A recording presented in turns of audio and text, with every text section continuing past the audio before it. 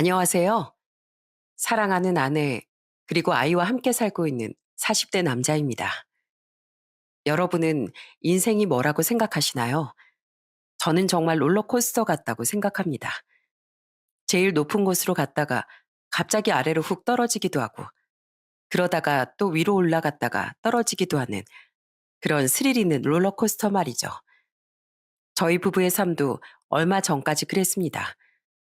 행복한 날도 있었지만 정말 위태로운 순간들도 있었는데요. 고난의 시간들을 지나 어떻게 다시 행복이라는 이름을 되찾게 됐는지 지금부터 이야기를 시작해 보도록 하겠습니다. 저는 충청도의 아주 작디 작은 시골 마을에서 태어났어요. 원체 촌이었던지라 어딜 한번 나갈라 치면 3시간에 한 대씩 오는 버스를 타고서 나가야 했고, 학교를 가려면 동이틀 무렵부터 일어나 준비를 해야 했어요. 지금 생각해 보면 그땐 정말 어떻게 살았나 싶지만 그 덕에 아주 부지런한 사람으로 성장할 수 있었습니다. 어린 시절을 고향에서 보낸 전 20살이 되자마자 서울로 대학을 가게 됐고, 대학을 졸업한 후 이름만 대면 다 알 법한 대기업 생산직으로 취업을 하게 됐어요. 그리고 첫 월급을 타자마자 부모님께 두둑하게 용돈을 챙겨드렸고요. 절 힘들게 뒷바라지하며 키워주셨기에 당연히 용돈 정도는 챙겨드려야 한다고 생각했었죠. 그런데 부모님께선 제가 드리는 용돈을 거부하시며 이렇게 말씀하셨습니다.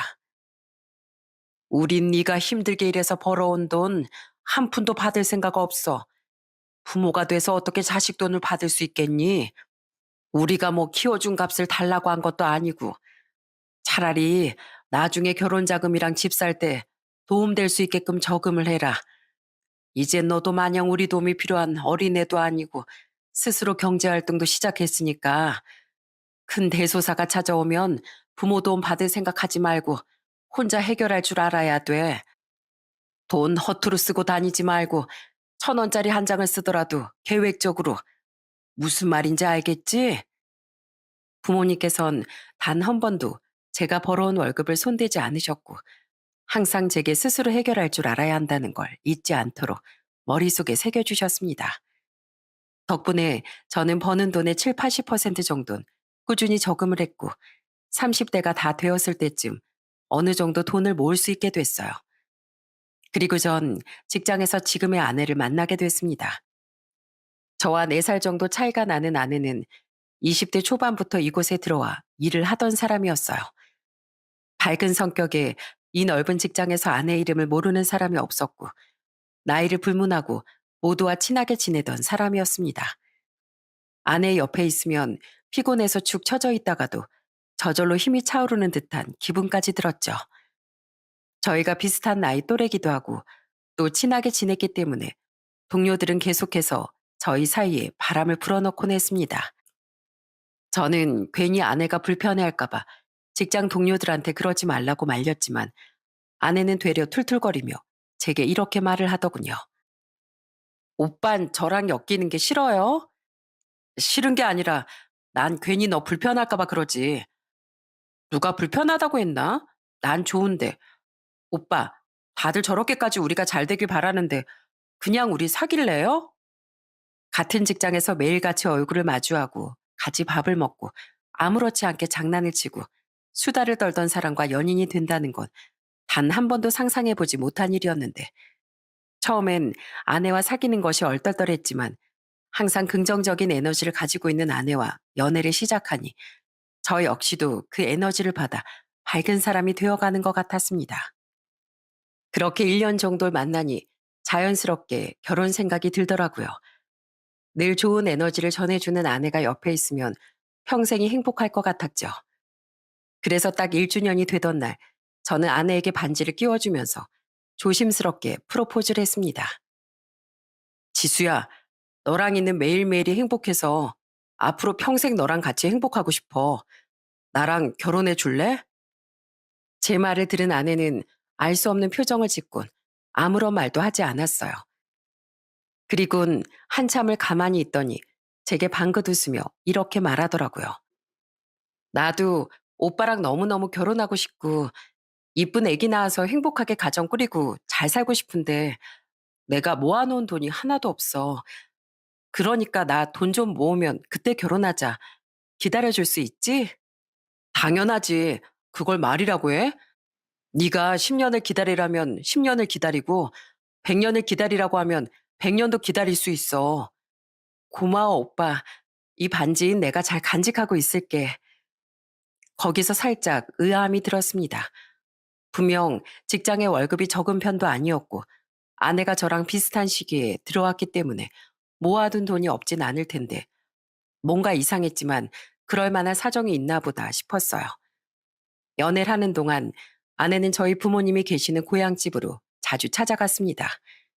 애교 많고 따뜻한 성격을 지닌 아내를 부모님께선 무척이나 예뻐해 주셨고 아내도 시골집에 가면 항상 편한 옷으로 갈아입고 부모님의 밭일을 도와드리면서 애교를 부리곤 했습니다. 그냥 말 그대로 미워할 수 없는 사람이었어요. 그리고 아내에겐 나도 어머님 아버님을 찾아뵙고 인사드리고 싶다고 말했지만 항상 씁쓸하게 웃으며 나중에 라고만 미룰 뿐이었죠.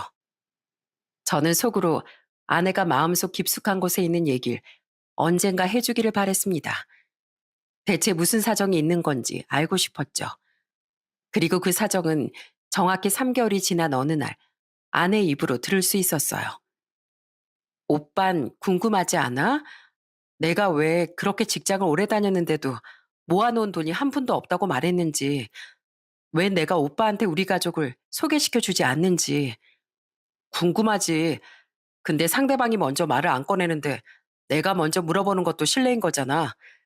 그래서 언젠가 네가 마음이 편해지게 되면 알아서 말해주겠지 하고 기다리고 있었어. 고마워. 내가 먼저 말 꺼낼 때까지 기다려줘서. 오늘에서야 말할 용기가 좀 생겼어. 오빤 나한테 제일 소중한 사람이고 앞으로도 그럴 사람이니까 알 건 알아야 한다고 생각이 들더라고. 편하게 얘기해. 내가 다 들어줄 테니까. 난 외동으로 태어났어. 남들은 외동으로 태어나면 온실속 화초처럼 곱게만 자란 줄 아는데 난 아니었어. 엄만 시내에서 옷가게를 운영하고 있었는데 항상 나보단 장사가 먼저였던 사람이었거든. 내가 8살 때 자고 일어났는데 너무 배가 고픈 거야. 방문을 열었는데 엄마가 바로 앞에 있길래 배고프다고 말하니까 나한테 퉁명스러운 목소리로 야, 너는 손이 없니 발이 없니? 엄마 지금 나갈 준비하는 거 안 보여? 네가 차려 먹어.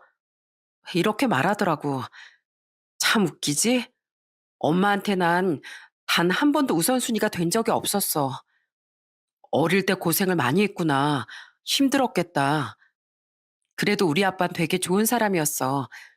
아빠도 나처럼 공장에 다니면서 열심히 살던 사람이었는데 항상 퇴근할 때마다 땀이랑 흙먼지에 잔뜩 찌든 작업복을 입고서 집에 돌아오면 나부터 안아주셨어. 일하고 오면 진짜 피곤할 법도 한데 맨날 내가 학교에서 무슨 일이 있었는지 앉아서 다 들어주고 그럼 아빠는 웃으면서 우리 공주님 학교에서 그런 일이 있었어? 재밌었겠네 라고 말해주고 그래서 난 어릴 때부터 엄마보다 아빠가 훨씬 좋았어. 그래도 아버님이랑은 좋은 기억이 많은 것 같네. 지금도 아버님이랑은 잘 지내고 있는 거지? 아니, 우리 아빤 내가 9살 되던 해 오토바이 사고로 돌아가셨어. 우리 아빤 오토바이를 타고 출퇴근하던 분이셨거든. 그날도 퇴근길에 오토바이 타고 오시다가 사고가 나서 돌아가시게 된 거야. 난 아직도 아빠가 돌아가셨다는 소식을 들은 그날이 계속 어제 일처럼 떠올라서 가끔 너무 괴로워. 우리 아빠 얼마나 아프셨을까? 얼마나 괴로우셨을까 싶어서 마음이 막 찢어지는 것 같고. 아내는 돌아가신 아버지 얘기를 하면서 눈물을 펑펑 흘렸습니다. 얼굴을 감싸고 계속해서 눈물을 흘리는데 그 모습을 보니 마음이 너무 아프기도 하고 안쓰럽기도 해 울컥하는 마음의 아내를 품에 꼭 안고 진정할 수 있도록 천천히 다독여줬습니다. 한참의 시간이 지난 뒤 감정을 어느 정도 추스른 아내는 이야기를 다시 이어나갔어요. 난 시간이 흐르면 흐를수록 아빠가 더 그리웠는데 엄만 그러지 않았나 봐. 아빠가 돌아가신 지 3년쯤 됐을 때 어떤 아저씨랑 남자애를 데리고 집으로 들어오더라고. 그러더니 나한테 "인사해. 네 새아빠랑 오빠야. 앞으로 깍듯하게 새아빠라고 부르고 오빠라고 불러." 라고 하는데 진짜 너무 황당해서 말이 다 안 나오더라고. 아빠가 돌아가신 지 10년이 지난 것도 아니고 고작 3년이 지나고 나서 재혼이라니 내 상식으론 정말 이해가 안 갔어. 아, 재혼하셨구나. 오빠가 들어왔다고 하는 거 보니 새아버지도 결혼을 하셨었던 거야? 맞아. 너무 속상했지만 뭐 엄마도 엄마 인생이 있으니까 나도 마음속으로 받아들이고 새아빠라 부르고 오빠라고 부르면서 잘 지내려고 열심히 노력하려고 했어. 근데 그땐 몰랐지. 그게 내 인생 지옥의 시작이었을 줄은. 무슨 소리야? 지옥이라니. 엄만 새아버지랑 오빠가 집으로 들어오고 난 이후부터 날 투명인간 취급하기 시작했어. 물론 새아버지도 마찬가지였고 뭘 하든 오빠가 먼저였고 학원도 오빠만 보내주고 내가 그렇게 학원 다니고 싶다고 할 땐 학교 공부나 열심히 해 하더니 오빠가 학원 다니고 싶다고 하니까 우리 아들 무슨 학원 보내줄까? 음악 학원? 태권도 학원? 말만 해. 이렇게 말하는데 진짜 너무 어이가 없더라고. 아휴, 엄청 서운했겠다. 그렇게 시간 지나고 오빤 서울에 있는 대학에 들어갔는데 오빤 대학 등록금까지 손수 다 내주면서 내가 대학 가고 싶다니까 뭘 하는지 알아? 야, 여잔 돈 많은 남자 꼬셔서 시집만 잘 가면 돼. 여자가 대학은 무슨 대야? 이러는 거 있지? 그때 나도 울컥해서 등록금 내가 벌어서 내가 갈 테니까 제발 대학 보내달라고. 그렇게 울면서 말하니까 돌아온 대답이 진짜 가관이더라고. 쓸데없는 짓 할 생각하지 말고 돈 벌어서 키워준 거 갚을 생각이나 하라고. 그렇게 20살이 되자마자 공장 들어가 일하고 22살에 이곳으로 들어오게 된 거야. 아휴, 진짜 많이 힘들었겠다. 너도 꿈이 있었을 텐데. 공장에서 일하는 것도 뭐 나쁘진 않았어. 좋은 사람들도 정말 많이 만났으니까. 근데 내가 돈을 벌기 시작한 그 순간부터 난 누르면 돈 나오는 기계 취급을 당했어. 적금 들려고 하니까 귀신같이 100만 원씩 빼들고 가고 내가 지금 직장으로 옮기니까 달에 100만 원 내던 걸 150으로 올려서 달라는 거 있지? 나도 참 바보 같았던 게 그냥 그렇게 말하면 모른 척하고 내 쓸 거 쓰고 모을 거 다 모으면 되는데 엄마한테 제대로 가스라이팅을 당했어. 엄마가 하라면 다 해야 되는 줄 알았지. 그렇게 그게 지금까지도 이어지고 있어서 모은 돈 한 푼 없는 거고 오빠 프로포즈도 못 받아줬고 우리 집에다가 소개도 못 시켜줬던 거야. 괜히 오빠한테도 문제 생길까 봐서. 그냥 돈 주지 말고 외면해버리지 그랬어. 너한테 도움 준 게 아무것도 없는데 대체 돈을 왜 준 거야? 법적으로 이어진 가족이잖아. 그래도 내가 아프거나 힘들 때 기댈 보금자리 하나 정도는 있어야지 생각했어. 아내의 말을 듣고서 전 고개를 푹 숙일 수밖에 없었습니다. 아내는 정말 마음씨가 너무 따뜻하고 여린 사람이었어요. 그 고통 속에서도 이렇게 바르게 잘 커져서 밝은 모습으로 제게 다가와줘서 그저 고마울 뿐이었습니다. 이후 오빠에 대한 이야기를 더 들을 수 있었는데 그냥 기가 막혔습니다. 그렇게 좋은 대학을 나오고 중견기업까지 들어가 놓고서도 적응을 못하고 2년 만에 그만두고 여기저기 들어간 직장에서도 제대로 적응을 하지 못해 뱅뱅 맴돌다가 백수가 된 지 언 5년이 됐다고 하더군요. 아내의 사정을 모두 다 알게 된 전 더욱 아내의 옆을 지켜주고 싶었습니다. 그리고 나서 다시 한번 프로포즈를 했어요. 모아놓은 돈 한 푼 없어도 괜찮으니 평생 옆에서 지켜주고 싶다고. 그러니까 나랑 결혼하자고 말이죠. 이 얘기를 듣고서도 나랑 결혼하고 싶다는 생각이 들어? 이런 얘기 들으니까 나는 너랑 더 결혼해야겠다는 생각이 드는데 앞으로 네가 받은 상처 내가 천천히 치료해 줄게. 나랑 결혼하자 지수야. 그렇게 아내는 저의 프로포즈를 받아줬습니다. 그날부터 저희는 아주 천천히 결혼 계획을 세우기 시작했어요. 들떠서 준비를 하기보단 시간이 걸려도 꼼꼼하게 준비를 하고 싶었죠. 그러던 어느 날이었습니다. 저와 함께 즐거운 시간을 보내고 있던 아내가 갑자기 누군가의 전화를 받고 오더니 갑자기 표정이 무척 안 좋아지는 거예요. 방금 전까지만 해도 밝은 표정으로 점심 메뉴를 고민하고 있던 아내였는데 말이죠. 무슨 일 있어? 표정이 왜 그래? 무슨 일인지 말해봐. 오빠가 갑자기 장사를 해보고 싶대. 그래서 돈이 필요한데 나보고 5천만 원 정도만 보태라고 하네. 안 되면 대출이라도 받으라고. 뭐? 5천만 원? 절대 해주지 마. 한 번이 두 번 되고 두 번이 세 번 되고 그러다가 지금까지 오게 됐잖아. 5천만 원 주게 되면 넌 앞으로도 영원히 이렇게 살게 될 거야.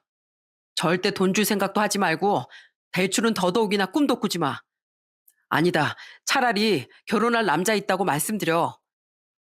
아내가 언제까지 이렇게 시달리고 마음에 상처를 입고 있는 걸 보고만 있을 순 없었던 전 큰맘 먹고 처갓집에 인사를 드리러 갔습니다. 처갓집에 들어갔더니 장인 장모 그리고 형님이 차례로 팔짱을 끼고서 저를 쳐다만 보고 있더군요. 안녕하세요. 처음 뵙겠습니다. 장세호라고 합니다. 그렇게 인사를 하고 모두의 표정을 살피니 예상했던 대로 표정이 썩 밝진 않았습니다. 그런데 보통 자기 딸이 결혼할 사람을 데리고 오면 진수성찬까진 아니어도 기본적인 대접이라도 준비를 하는 게 일반적인 상황이라고 생각하는데 제게 건넨 건 식사도 과일도 아닌 얼음 두 개가 동동 띄어져 있는 믹스커피였습니다. 정말 기가 막혔지만 문전박대하지 않은 것에 다행이라고 여기며 그거라도 감사히 잘 마시겠다고 했죠. 그렇게 거실에 앉아 믹스커피를 홀짝이고 있는데 장인과 장모가 저를 정말 뚫어져라 쳐다보는 겁니다. 그러더니 장모가 한숨을 쉬며 제게 말을 꺼내더라고요. 그래, 얘긴 들었어요. 같은 공장에 다닌다면서요. 네, 그렇습니다. 에휴, 공장에서 일이나 하면서 돈이나 벌 것이지. 하라는 일은 안 하고 직장에서 시시덕거리며 연애질이나 하고. 너 엄마가 40 넘을 때까지 결혼은 꿈도 꾸지 말라고 했지? 아유, 차라리 결혼할 거면 돈 많은 부잣집 남자나 어떻게 좀 꼬셔서 데리고 올 것이지. 보아하니 딱 돈도 없게 생겼구만. 부모님은 뭐 하시는데요? 저희 부모님 시골에서 농사 짓고 수확한 거 판매하면서 지내십니다. 봐봐, 내 말 맞지? 뭐 볼 것도 없구만. 그 남자 보는 눈 참 없다 너도. 데리고 와도 꼭 이런 집안 남자 데리고 오고. 그 말을 들은 전 조용히 분노를 삭혔습니다. 처갓집이 아니라 생판 남이었다면 저런 말을 듣고 그냥 한바탕 했을 텐데 하며 속으로만 그렇게 생각을 했죠. 우리 지수랑 결혼하겠다는 이유가 뭐예요? 얘 내 딸이지만 정말 별 볼 일 없는 앤데 이런 애가 뭐가 좋다고? 네, 첫 번째는 제가 꿈꾸던 이상형입니다. 지수가 정말 착하고 밝고 잘 웃거든요. 그리고 두 번째는 지수랑 결혼해서 제가 평생 지켜주고 싶습니다.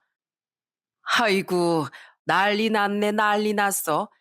내일 모레면 나이가 30인데 뭘 지켜준다고 그래요? 그냥 누구라도 지수를 괴롭히는 사람이 없게끔 지켜주고 싶습니다. 마음 같아선 처갓집으로부터 지수를 지켜주고 싶다고 대놓고 얘기를 하고 싶었지만 그렇게 말하면 당연히 분위기가 얼음장 같아질 것이 뻔했기에 둘러둘러 아내를 지켜주고 싶다고 말했습니다. 장모는 기분 나쁘게 비웃은 뒤 제게 연봉은 얼마 받는지 그리고 여태 일을 하면서 모아놓은 돈은 있는지 등등을 묻더니 제게 대뜸 반말을 하면서 이렇게 말하더군요. 자네, 우리 지수가 매달 50만 원에서 100만 원씩 우리 집에 돈 보내줬던 거 알지? 네, 대충 얘기 들었습니다. 그럼 이제 결혼하면 한 달에 기본 200만 원씩 보내줄 수 있지? 이거 꼭 해준다고 말해야 결혼시킬 거야. 그건 제가 지수랑 둘이서 잘 얘기해 보겠습니다. 그리고 결혼은 어머니께서 시키시는 게 아니라 저희가 좋아서 하는 겁니다. 지수하고 행복하게 가정 잘 꾸리겠습니다. 어머님도 따님이 행복하게 사는 걸 원하시잖아요. 제가 지수한테 정말 잘할 거고 최선을 다해 노력하겠습니다. 제가 눈 하나 깜짝하지 않고 당당하게 말하니 꿀먹은 벙어리 마냥 정말 아무 말도 못하더라고요. 그렇게 처갓집에 강렬한 눈도장을 찍고 양가 부모님들끼리의 상견례도 끝마칠 수 있었어요. 다행히 상견례를 하는 날엔 별일이 일어나지 않았습니다. 결혼 날짜를 최대한 앞당기기로 결심하고서 식장을 알아보고 있는데 알아보는 족족 예식장이 가득 차 있더라고요. 식을 올리려면 최소 내년 말까진 기다려야 했습니다. 어떻게 하지? 그냥 혼인신고라도 먼저 하고 살아야 하나 생각했는데 부모님께서 연락이 오셨어요. 바로 부모님께서 다니는 교회에서 결혼식을 올릴 수 있도록 부탁을 드려 놓았다는 것이었죠. 요즘은 교회나 성당에서 조촐하게 식 올리는 게 유행이라더라. 엄마가 목사님께 따로 부탁드려 놨어. 한 살이라도 더 젊을 때 드레스 입고 사진도 많이 남겨놔야지. 그렇게 저흰 부모님의 배려로 고향에 있는 교회에서 식을 올리게 됐어요. 이 결정에 불만 있는 사람들은 딱 하나, 바로 처갓집 식구들이었죠. 저희는 벚꽃이 예쁘게 만개할 때쯤 고향에 있는 교회에서 결혼식을 올렸고, 감사하게도 정말 많은 지인들이 서울에서 고향까지 찾아와 축하를 건네줬어요. 그런데 장모는 저희 부모님 앞에서까지 계속 궁시렁거리기 시작했습니다. 아니, 식장이 없으면 그냥 최대한 늦게 식을 올리면 되지. 대체 뭐가 이렇게 급해서 이런 총구석에서까지 결혼식을 올리겠다고 난리를 친대? 아유, 참네. 저희 부모님은 장모가 대충 어떤 사람인지 알고 있었기에 그 말을 직접 옆에서 듣고서도 웃으면서 무시하셨어요. 장모에겐 대꾸를 하지 않는 게 제일 현명한 거라고 생각을 하신 거였죠. 그렇게 저희는 교회에서 모두의 축복 속에 결혼식을 올리게 됐고, 그동안 일하면서 모은 돈과 대출을 합해 작은 아파트를 마련할 수 있었습니다. 저희 두 부부와 미래에 태어날 아이를 생각하면 딱 아늑한 정도의 평수였죠. 그렇게 이삿날 부모님이 둘러보러 오시고 얼마 지나 장인과 장모가 집을 찾아왔습니다. 장모는 집을 천천히 둘러보면서 비아냥거리는 말투로 제게 이렇게 말했어요. 이럴 거면 차라리 그냥 대출 더 받아서 좀 더 큰 집을 사던지 하지 않고 코딱지만한 집에서 뭘 하겠다고? 아, 그리고 장서방, 그때 우리 집 처음 왔던 날 나랑 약속했던 거 기억나지?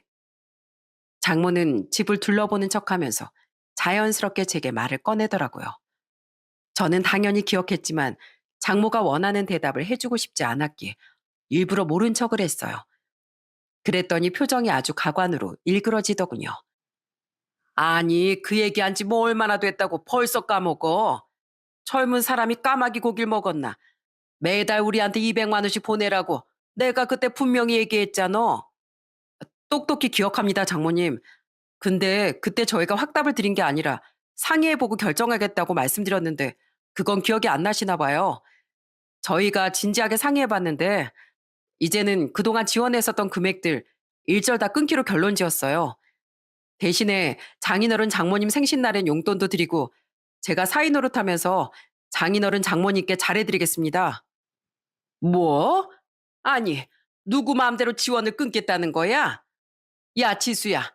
이건 네 남편이 그렇게 하라고 시킨 거지? 그런 거지? 장인어른 장모님, 그동안 도움 많이 받으셨잖아요. 근데도 맨날 형님이랑 차별이나 하고 부끄럽지 않으세요? 그리고 정말 딸로 생각한다면 이제는 가정이 생겼으니까 자식 낳고 잘 살 생각만 해라. 이렇게 말씀하셔야 하는 거 아닌가요? 그런데 처음 만나자마자 돈 얘기부터 꺼내면 어떤 사이가 조화를 하겠습니까? 그렇게 나오겠다 이거지? 그럼 나도 너 인정 못해. 결혼식 올렸어도 혼인신고 안 했으면 끝 아니야? 이미 늦었습니다. 저희 어제 혼인신고 했거든요. 장인어른 장모님의 딸이기도 하지만 이제는 법적으로 제 아내이기도 합니다. 그러니까 예전처럼 이래라 저래라 하는 말은 함부로 하지 말아주셨으면 좋겠네요. 제가 굳은 표정으로 말하자 장모는 분한 표정으로 한참 동안이나 절 노려봤습니다.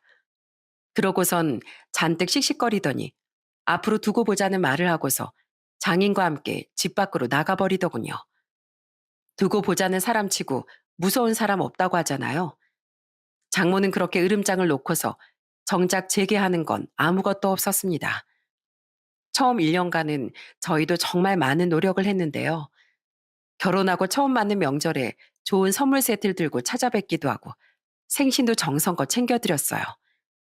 그런데도 장인과 장모는 제가 영 성에 차지 않는 것 같았습니다. 그리고 여러분, 보통 사이가 명절에 가면 상다리가 휘어지는 정도는 아니더라도 맛있는 반찬이 있으면 사위 앞에 밀어다 주고 그러지 않나요?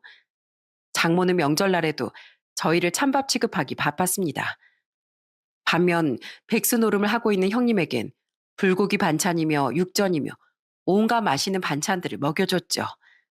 사흘 굶은 사람처럼 개걸스럽게 손가락에 아주 소스까지 다 묻혀가면서 우걱우걱 먹어치우는데 보는 사람 밥맛이 다 떨어질 정도였습니다. 제 앞에는 간이 거의 되어 있지 않은 나물 반찬들만이 앞에 있었는데 저는 그 나물들을 밥 위에 올리고서 보란 듯이 맛있게 먹어치웠어요. 자네, 지금 그게 목구멍으로 넘어가나? 너무 잘 들어가는데요. 저는 고기 반찬보다 이런 건강한 나물 반찬을 더 좋아해서요. 장모님, 밥 한 공기만 더 주실 수 있을까요? 세상에, 저렇게까지 독한 사람이 또 있을까? 자네 줄 밥 없으니까 집에 가서 먹든지 말든지 하게. 저는 절대로 처갓집 식구들에게 기죽는 모습을 보이지 않았습니다. 그럴수록 미운 털은 점점 더 박혔지만 말이죠. 그렇게 시간이 지나고 아내의 생일이 찾아왔어요. 저녁 퇴근 후 아내와 집에서 조촐하게 파티를 하고 맥주를 한 잔 마시며 저는 아내의 손을 꼭 잡고서 이렇게 말해줬어요. 여보, 결혼 전에 나한테 그랬었지? 가족이랑 등 돌리면 혼자 남는 것 같았다고. 지금도 그렇게 생각해? 아니, 지금은 아니야. 이렇게 당신이랑 생일 파티도 하고 맥주 한 잔 마시는 여유도 생기고 나한테 이런 소소한 행복을 안겨줘서 당신한테 너무 고마워. 그러니까 난 이제 당신이 끌려다니지 않았으면 좋겠어. 당신 오늘 생일인데도 봐. 장인어른 장모님 그리고 형님까지 연락 한 통이 없잖아. 그러니까 우린 딱 그냥 적정선 지키면서 할 도리만 하면 되는 거야. 당신도 그만큼 했으면 정말 열심히 했어. 우린 앞으로 서로만 생각하면서 살자. 그날 이후 아내는 정말 저만 믿고 따라오기 시작했습니다. 그리고 연차를 내고서 모처럼 아내와 즐거운 시간을 보내고 있던 어느 날, 오랜만에 장모가 아내의 휴대폰으로 전화를 걸어왔고, 저는 편하게 전화를 받으라고 말했습니다. 그런데 전화를 받은 아내의 표정이 또다시 일그러지기 시작했어요. 장모가 또 돈 타령을 시작한 거죠. 얼마나 목소리가 큰지 말소리가 다 들리더라고요.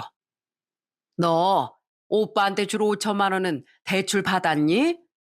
엄마가 네 남편 몰래 빠른 신뢰로 5천만 원 준비하라고 했지? 까먹은 거 아니지? 무조건 네 남편 몰래 해야 돼?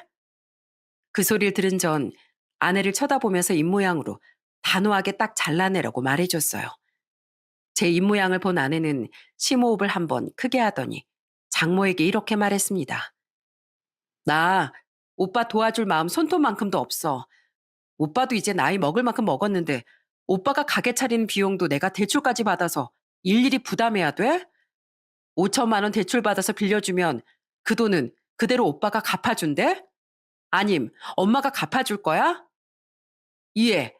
가족끼리 잘 되라고 5천만 원 정도 빌려줄 수도 있는 거지. 갚기는 뭘 갚어?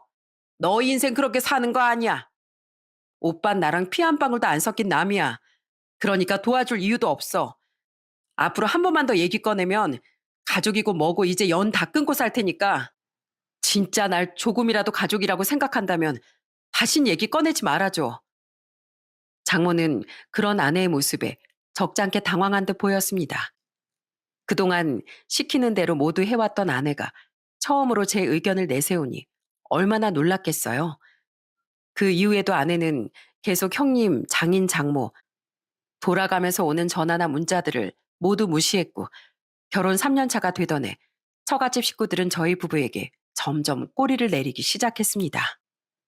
예전 같았으면 냅다 전화해서 다짜고짜 돈을 내놓으라고 말했을 장모는 어느 순간부터 제게 하지도 않던 안부 전화를 해서 저보고 잘 지내는지 밥은 먹었는지 이런 것들을 묻더라고요. 장모님, 웬일이세요? 저한테 안부도 다 물어보시고. 그냥 요즘 더운데 잘 지내고 있나 싶어서. 저흰 잘 지내고 있어요. 그런데 무슨 일 있으세요? 저기 장서방, 다름이 아니라 우리가 이번 달 카드값이 너무 많이 나와서 그러는데 딱 42만 원이 부족하거든. 혹시 자네가 좀 도와줄 수 있을까 싶어서. 자네도 돈 나갈 때 많을 텐데 미안하네. 갑자기 왜 그러시는 거예요? 예전 같았으면 이런 것도 안 물어보시고 문자로 계좌번호만 딱 남기셨을 뿐이? 아니, 생각해보니까 우리가 자네한테 좀 너무했더라고. 솔직히 뭐 돈은 땅을 파서 나오는가? 자네랑 우리 지수가 힘들게 일해서 돈 버는 건데 예전엔 정말 미안했어. 딱 이것만 좀 도와줄 수 없겠나? 네, 알겠습니다, 장모님. 그 정도는 제가 도와드릴게요. 3년 전과 비교했을 때 장모의 태도는 눈에 띄게 달라져 있었습니다. 악연도 그런 악연이 없었는데 장족의 발전이라고 부를 만할 정도였죠. 좋은 게 좋은 거라고 그렇게 정중하게 남에게 부탁을 하는 태도로 말을 하니 저도 딱히 거절을 할 이유는 없었습니다. 그리고 어느 날은 장인의 생신날이었는데 같이 식사나 하자며 집으로 부르시더라고요. 그 연락을 받고 아내와 함께 처갓집으로 갔는데 아주 상다리가 휘어져라 맛있는 음식들을 가득 차려놓은 거예요. 게다가 예전과는 다르게 맛있어 보이는 음식들을 모두 제 앞으로 밀어주기까지 했습니다. 자, 장서방, 이 백숙부터 어서 먹어보게. 내가 잘하는 집에서 사온 거라 진짜 맛있을 거야. 닭다리 잡고 한 입 크게 뜯어. 왜 그러세요? 하던 대로 하세요. 매제, 안 먹는 거지? 안 먹으면 이거 내가 먹는다? 야, 넌 그만 좀 먹어. 늘 맛있는 거 있으면 지 주둥이에만 들어가기 바쁘지? 하나밖에 없는 이 매제 좀 챙겨. 형님의 등짝까지 때리면서 저한테 이렇게 잘해주는 이유 정말 궁금하시죠? 알고 보니 이날도 돈 부탁을 하기 위해서였더라고요. 식사를 다 마치고 집에 갈 때쯤 장인어른이 제 손을 붙잡고 너무 급해서 그러니 300 정도만 빌려줄 수 있겠냐고 조심스럽게 물었고 저는 그 말을 듣고서 이렇게 대답했습니다. 장인어른, 도와드리겠습니다. 대신 다음부턴 저도 딱 도와드릴 수 있는 선까지만 도와드릴 수 있을 것 같아요. 이번에 힘든 상황이라고 하시니까 제가 도와드리겠습니다. 고맙네. 정말로 고마워. 그래도 예전에 비하면 정말 많이 달라진 것이 느껴졌습니다. 강요가 아닌 부탁을 할 줄 알았고, 부탁을 할 땐 최대한 정중한 태도로 해야 한다는 걸 깨달은 듯 보였죠. 제가 이 집 식구가 되고 끊을 땐 단호하게 끊어냈기에 이런 분위기가 자연스럽게 만들어진 것 같았습니다. 이후에도 계속해서 돈을 요청했지만 도와줄 수 있는 부분들엔 도움을 주고 거절을 해야 하는 부분은 딱 잘라 단호하게 거절했어요. 그렇게 하다 보니 처갓집과 저희 부부간의 가불관계는 자연스럽게 사라지게 됐어요. 늘 마음고생을 하던 아내도 이제 마음 편히 직장을 다닐 수 있었고 모든 것들이 편안해지던 그 시기 저희에게 기쁜 소식이 찾아왔습니다. 아내가 33이 됐을 무렵쯤 새 생명이 찾아와 준 것이었죠. 며칠 전부터 계속 속이 미스거린다고 했던 아내가 혹시 몰라 임태기를 시도한 다음 병원에서 초음파 사진까지 찍어서 제게 보여주더라고요. 와, 우리 여보 만세! 나 이제 아빠 된다. 결혼 생활을 한 지 5년 동안 아이가 생기지 않아 나이를 더 먹기 전에 병원에서 검사라도 받아야 하는 거 아닐까 생각했는데 이렇게 기적처럼 새 생명이 찾아와 주니 눈물이 앞을 가리더라고요. 기쁜 마음을 겨우 추스른 채 저는 아내의 손을 잡고서 이렇게 말했습니다. 여보, 이제 나는 아빠가 되는 거고 당신도 엄마가 되는 거야. 우리 앞으로 정말 열심히 살자. 내가 평생 당신이랑 우리 애기 지켜줄게. 새 생명이 찾아왔다는 소식을 듣자마자 세상 만물 모든 것이 아름다워 보이는 마법에 걸린 듯 했습니다. 뭘 해도 기분이 좋아 콧노래를 흥얼거리게 되고 지겨웠던 회삿밥이 세상에서 제일 맛있는 음식 같아 보이고 모든 사람들이 절 축하해 주는 것만 같은 기분이 들었죠. 직장 동료들도 나중에서야 사실을 알고선 진심으로 축하한다는 말을 전해주더라고요. 그리고 아내는 서서히 배가 나오는 임신 5개월 정도가 됐을 때쯤 회사에서 출산 휴가와 육아휴직을 받게 됐습니다. 예비 부모의 기다림이라는 건 정말 설레는 일이더라고요. 미리부터 아내와 백화점을 돌면서 아기 용품을 준비하고 작은 방을 아기 방으로 쓰기 위해 열심히 스티커를 붙이고 모비를 달고 또 아기 침대를 놔두고 하루하루 아이가 건강하게 태어나기만을 기다리고 있었습니다. 그렇게 부모가 되기만을 기다리며 설레이는 하루를 살아가던 어느 날, 저희 부부에게 예고 없는 불행이 찾아왔습니다. 아내가 딱 26주가 됐을 무렵쯤 아내 안색이 점점 안 좋아지기 시작하더라고요. 가벼운 몸살 정도라고 생각했는데 시간이 가면 갈수록 점점 더 상태가 안 좋아지더군요. 아, 몸이 왜 이러지? 속도 너무 안 좋고 가슴에 이상한 멍울 같은 것도 만져지는 것 같고 원래 다 이런가? 많이 힘들면 바로 병원 갈까? 아니야. 어디서 봤는데 병원 가서 약 같은 거 먹고 주사 같은 거 맞으면 아기한테 안 좋을 수도 있대. 한번 참아볼게. 시간이 지나면 나아지겠지 하던 아내의 몸 상태는 나날이 나빠지기만 했습니다. 그러던 어느 날, 이제는 복통까지 호소하며 제 팔을 부여잡고 주저앉은 아내는 결국 제게 병원에 가자고 말했습니다. 나 아무래도 느낌이 좀 이상해. 요새 꿈자리도 계속 사납고 혹시 우리 똥구리한테 무슨 일 있는가 싶어서 그것도 걱정이고 병원 가보고 싶어. 그렇게 저는 아내를 데리고 곧장 병원으로 향했습니다. 우선 아이에게 문제가 있는 건 아닐까 싶어 산부인과 쪽으로 향해 그동안 있었던 증상 같은 걸 말씀드리니 벼랑간 표정이 확 굳어지시며 유방외과 쪽으로 가보라고 하시더군요. 그리고 아내와 함께 유방외과 진료를 받으러 갔는데 의사 선생님께서 아내를 보면서 굳은 표정으로 이렇게 말씀을 해주셨습니다. 우선 가슴에 멍울이 만져진다고 하셨으니 기본적인 초음파부터 확인한 다음에 횡파탄성 초음파라고 해서 만져지는 그 멍울이 양성인지 악성인지 확인하는 검사를 진행할 거예요. 원래 임신 중기되면 일반적으로 혹이 만져지는 경우도 있긴 한데 그게 혹인지 아니면 종양인진 확인을 해봐야 알 것 같고 그리고 초음파상으로 모양이 안 좋으면 총생검이라고 해서 조직 검사를 추가로 진행하게 될 거예요. 우선 보호자분께선 잠시 밖에서 대기하고 계세요. 초음파 검사, 조직 검사라는 말을 듣는데 순간 가슴이 철렁하고 내려앉는 듯한 기분이 들었습니다. 그리고 저는 대기실에서 기다리는 동안 두 손을 꼭 모은 채 아내에게 제발 아무런 일이 없기만을 기도했습니다. 일어날 수 있는 가장 최악의 상황만은 아니길 진심으로 바랬어요. 그렇게 기다리기만 한 지 한참의 시간이 지났을 무렵 의사 선생님께서는 저를 조용히 부르시더니 검사 결과를 알려주셨습니다. 저는 검사 결과 소식을 듣고서 충격을 받고 바닥에 주저앉고 말았어요. 사랑하는 아내가 유방암 진단을 받았다는 것이었습니다. 우선 저의 좌절보단 아내의 상태를 살피는 것이 우선이겠다 싶어 저는 곧장 아내에게로 향했어요. 아내는 본인이 유방암이라는 사실을 모르는 것 같았어요. 여보, 선생님께서 뭘 하셔? 나 어디 아프대? 아니, 당신이 요즘 좀 예민한 것 같다고 하시더라. 아무 문제 없다고 하시니까 밥 잘 먹고 좋은 것만 보래. 아, 앞으로 내가 당신 옆에서 진짜 잘 지켜봐야겠다. 그래? 아, 다행이다. 나 엄청 걱정했는데. 아내 안도하는 표정을 보면서 제 마음은 갈기갈기 찢어지는 듯 했습니다. 그날은 차마 입이 떨어지지 않아서 아내에게 사실을 말하지 못했어요. 하지만 본인이 어떤 상황인지 본인 스스로가 알아야 했기에 다음날 날이 밝자마자 저는 아내에게 다가가 솔직하게 얘기했습니다.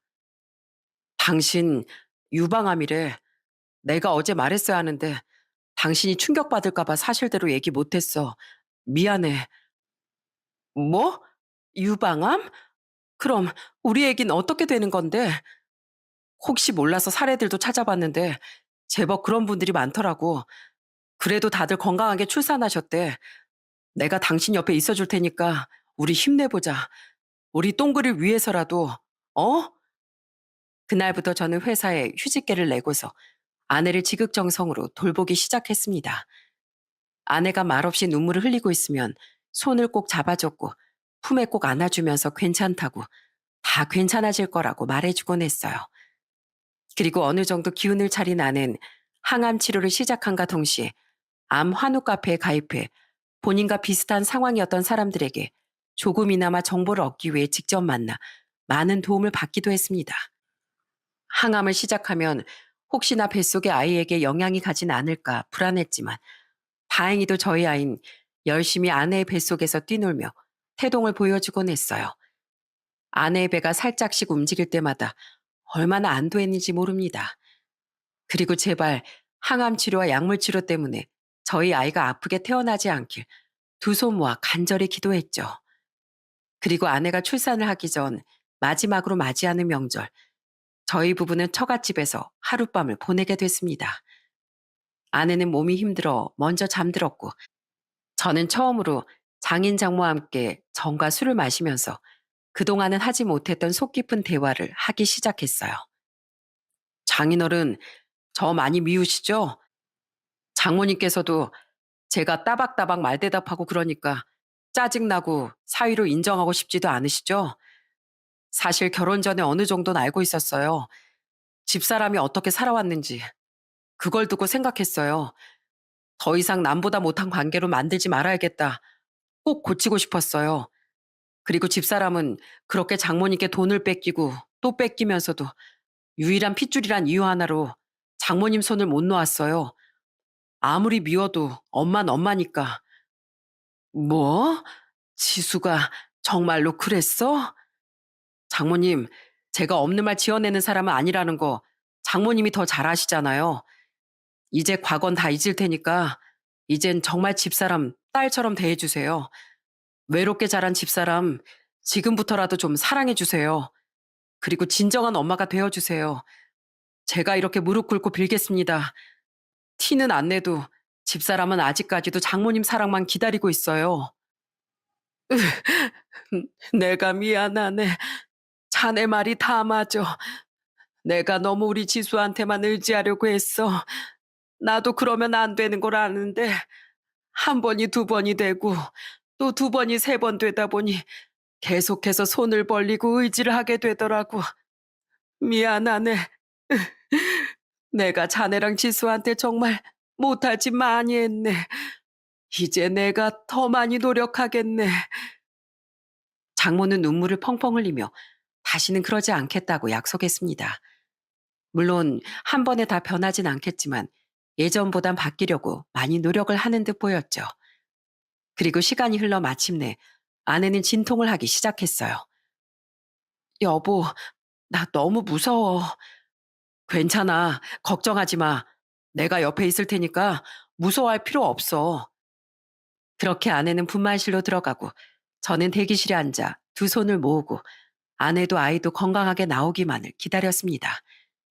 약간의 시간이 흐르자 저희 부모님도 올라오셨고 또 장인 장모도 함께 병원으로 찾아왔어요.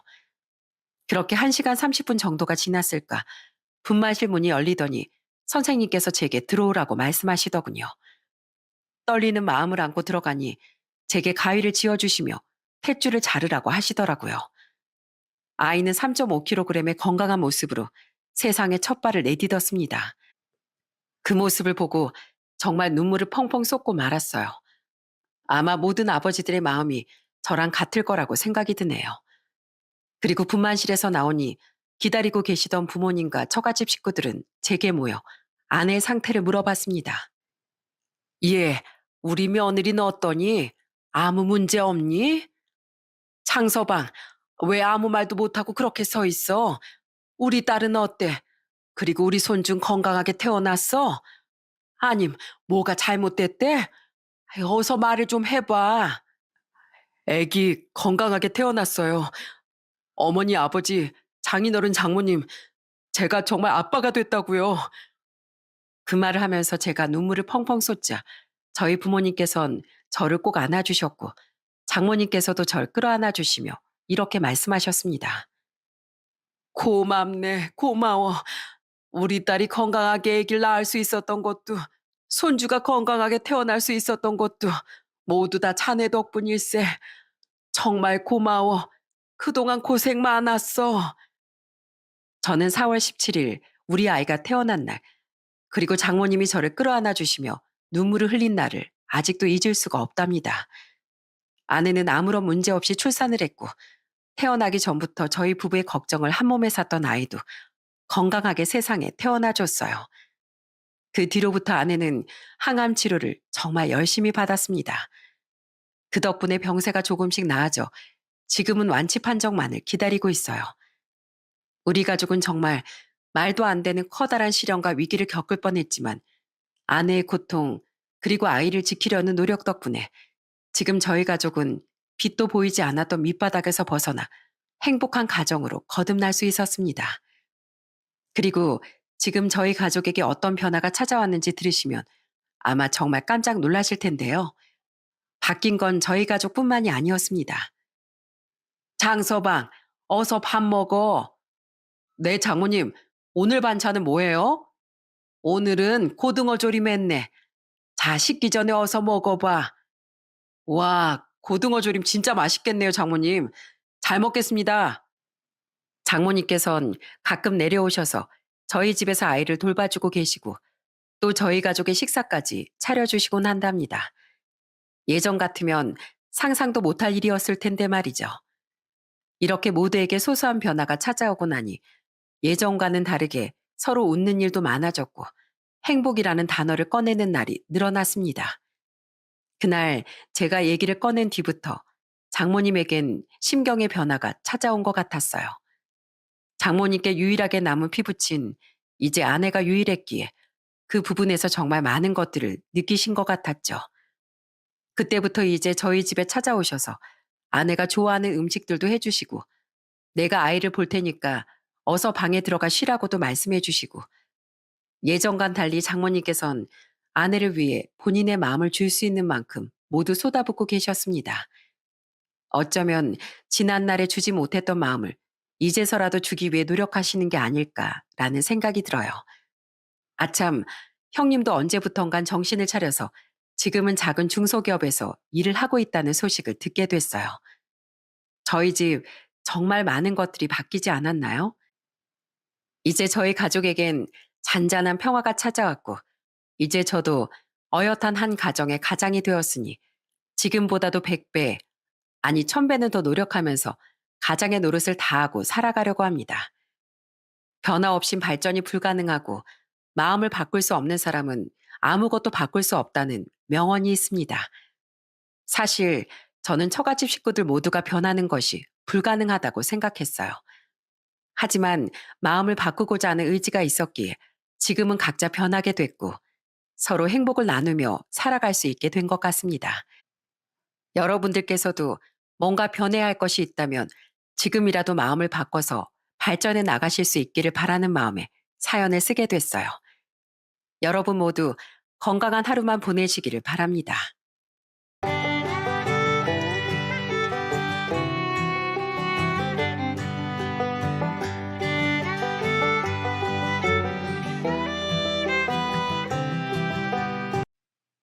안녕하세요. 저는 눈에 넣어도 안 아플 예쁜 딸을 키우고 있는 30대 중반 엄마입니다. 열 손가락 깨물어 안 아픈 손가락은 없다. 사람들은 이런 말을 자주 하곤 합니다. 근데 전 꼭 그렇지는 않다고 종종 생각해요. 요즘 뉴스만 봐도 그렇잖아요. 자기 자식을 때리고 구박해서 일어나는 온갖 비극적인 소식들이 들려오죠. 사실은 당장 저만 해도 그렇게 구박받고 자란 사람 중 하나이고요. 덕분에 분명 피가 섞인 가족인데 어린 시절만 떠올리면 가슴 한구석이 답답하고 너무 아픕니다. 하지만 언제까지고 과거에만 사로잡혀 있을 순 없는 거겠죠. 그래서 오늘 여기 제 가슴에 맺힌 그간의 이야기를 하소연하고 이젠 잊어보려고 합니다. 저는 태어나길 구박되기로 태어났어요.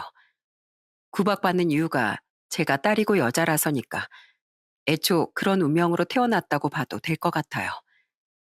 할머니는 엄마가 제가 딸이라 그래서 키우기 싫다며 버리고 도망갔다고 했는데 전 믿지 않았어요. 그 어린 시절 그나마 제게 위로가 되어주던 유일한 존재가 바로 엄마였거든요. 그도 그럴 게 엄만 제 곁에 없으니까 전 늘 제가 원하고 꿈꾸는 엄마를 상상할 수 있었어요. 상상 속의 엄마는 언제나 절 사랑하고 아껴줬고요. 지금 생각해보면 그때 그렇게 늘 엄마를 상상하며 대화를 했던 게 딴에는 다 살고 싶어서 그랬던 것 같아요. 집에는 절 좋아해주는 사람 하나 없고 눈에 띄면 안 좋은 소리만 듣기 일쑤였으니까요. 세상에 태어나 가장 먼저 만나는 가까운 존재가 가족인데 가족들 중 누구도 날 좋아하지 않는다는 게 얼마나 슬픈 일인지 겪어보지 않은 분들은 아마 모르실 겁니다. 특히 할머니, 할아버지께서 절 혼내고 악담을 퍼부을 땐 적이 저 땅속으로 꺼지고 싶을 정도였죠. 저 기집애가 잔망스럽게 하루 종일 그러고 놀고 자빠져 있지 말고 청소나 하고 설거지라도 하든가. 너도 참 밥 먹고 할 짓도 없다. 어? 네 밥값은 뭐 하늘에서 뚝 떨어지는 줄 알아? 땅을 파봐라. 10원짜리 한 장이 나오나. 지혜미 닮아 눈치라고는 없어. 이래서 가스난 키워봐야 소용이 없다니까. 아휴, 내 팔자야. 거기서 못하고 썼어. 당장 이리 와서 일 안 거들고. 할머니, 할아버진 엄마가 쓸모없는 절 여기 버리고 갔다며 늘 악담을 퍼부었어요. 그리고 이제가 5, 6살이 되었을 뿐인 제게 걸레와 수세미를 쥐어주며 청소와 설거지를 시키셨고요. 덕분에 어릴 때부터 그런 일은 아주 인이 박히도록 했습니다. 아버지라도 제 편을 들어주면 좋았겠지만 아버지께선 늘 사업이 바빠 밤 늦게나 얼굴을 조금 볼 수 있었어요. 물론 그런 아버지조차 그저 제게 악담만 퍼붓지 않았을 뿐 무관심하고 대면대면한 건 마찬가지였지만은요. 아무튼 그래도 가족이라고 전 그런 할머니 할아버지께도 어떻게든 이쁨을 받고 싶었던 것 같아요. 그래서 먼저 말씀하시지 않으셔도 알아서 집안일을 이것저것 거들고 심부름을 하곤 했었죠. 근데 6, 7이 되니까 기집애가 이런 걸 당연히 할 줄 알아야 한다며 본격적으로 부려먹기 시작하시더군요. 희수가, 너 거기서 뭐하니? 너 왜 여기서 그런 무거운 걸 들고 낑낑거리고 서 있어? 어른들은 다 어디 가고 누가 너 보고 그거 씻어오라고 시킨 거야? 아이고, 이 집도 참 독하다 독해. 희숙이 너 진짜 이 집 손녀 맞니? 주원 자식도 이렇게나 안 키울 텐데. 이제 6살 먹은 어린애가 무슨 힘이 있다고 이 엄동설 안에 이런 일을 시킨다니. 이리 줘봐. 아줌마가 해줄게. 오죽하면 지나가던 아주머니께서 그러시더군요. 너 진짜 이 집 손녀 맞느냐고. 주원 자식도 그렇게는 안 키울 거라고. 그 말을 듣는데 어찌나 서럽던지 눈물이 핑 돌아서 하루 종일 울었던 적도 있었어요. 사촌들 온다고 하면 온갖 과자에 사탕, 빵 등을 잔뜩 사두시고 그렇게 반기는 분들인데 저한테만 늘 야박하셨죠. 사촌들 먹으라고 사둔 과자도 늘 저만 손도 못 대게 하셨어요. 한 번은 그게 너무 먹고 싶어서 못 참고 몰래 하나 꺼내 먹었다가 뺨에 불이 나도록 맞은 적도 있었어요. 똑같이 식사를 해도 제 밥그릇에만 먹다 남은 찬밥이 담겨져 있는 건 일상이었고요. 행여나 고기며 생선에 젓가락이라도 향하면 상 아래에서 허벅지를 꼬집혔던 기억이 아직도 생생합니다. 계집애가 식탐만 많다고 먹는 거 밝힌다며 혼나는 건 덤이고요. 이거 먹어 이거. 어디 기집애가 버릇없이 밥상머리에서 팔을 쭉 뻗어선 하여튼 쌀만 축내는 게 맛있고 좋은 건 알아가지고 밝히지. 이런 것도 아주 지혜밀 쏙 빼닮았어. 네 입만 입이야? 누가 보면 아주 굶기는 줄 알겠네. 욕심만 많아선 지 생각밖에 안 해. 아주 못돼 처먹었어요. 아버진 제가 그런 구박을 받는 걸 아는지 모르는지 늘 못 본 척 하셨어요. 뺨을 맞았던 날도 볼이 시뻘겋게 퉁퉁 부어있는데 아무런 말도 하지 않으셨죠.